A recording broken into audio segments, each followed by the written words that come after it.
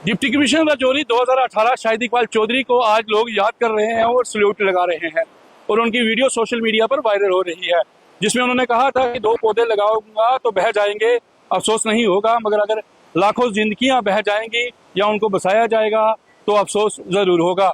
आज इसी शाहिद इकबाल चौधरी को लोग याद कर रहे हैं राजौरी में, क्योंकि रेबेला कॉलोनी के बीच में उन्होंने 2018 में बड़े पैमाने पर 100 से ज्यादा जेसीबी और 1000 से ज्यादा सुरक्षा बलों की तैनाती कर इसी बेले इलाके में, इसी बेला कॉलोनी में उन्होंने यहाँ पर हजारों की संख्या में जो जेसीबी मशीनें और यहाँ पर लोगों की भारी संख्या में सुरक्षा बलों की तैनाती की गई थी और यहाँ से जो प्रॉपर्टी थी वो हटाई दी गई थी और कहा गया था कि ये प्रॉपर्टी सरकारी है।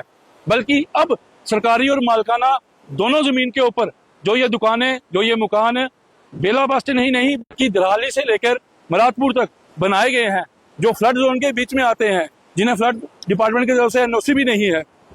अब ऑर्डर निकाला गया है कि 100 मीटर के दायरे में जो भी आता है उसको हटा दिया जाएगा।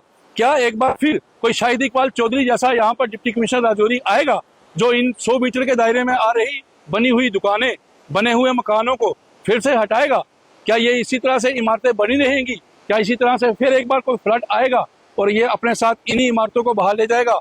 कहते हैं कि 2012 में जब ये फ्लड जोर से आया तो ये पूरा का पूरा बेला इलाका उस फ्लड की चपेट में था और जो डिप्टी कमिश्नर राजौरी का ऑफिस है वहां तक ये फ्लड गया। ये पूरा इलाका फ्लड जोन है, ये पूरा इलाका रेड जोन है और कहते हैं कि राजौरी का अब्दुल्ला पुल भी उस फ्लड की चपेट में था और इस पुल के ऊपर से पानी जो है वो जाता था और 1992 में जो फ्लड आया उसी फ्लड ने अखनूर के पुल को बहा दिया था। ये वही दरिया है जो आता है और रातों रात कई जिंदगियों को अपने साथ बहा के लेके जाता है। क्या अब ये 2018 की तरह फिर कोई शाहिद इकबाल चौधरी राजौरी के अंदर डिप्टी कमिश्नर आएगा?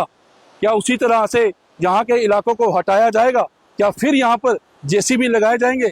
ये सवाल हैं जनाब। इन सवालों का जवाब है आपको देना होगा और आपको सोचना होगा कि जो तबाही और बर्बादी आज देखने को मिली, अगर ये लोग दोबारा ना देखें तो जो ऑर्डर 100 मीटर के दायरे में पास हुआ उस पर बनी हुई दुकानें और इमारतों को हटाना भी जरूरी होगा।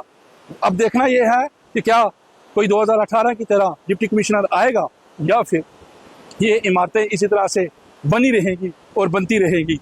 वीडियो निसार के साथ मैं अमित शर्मा, राजौरी।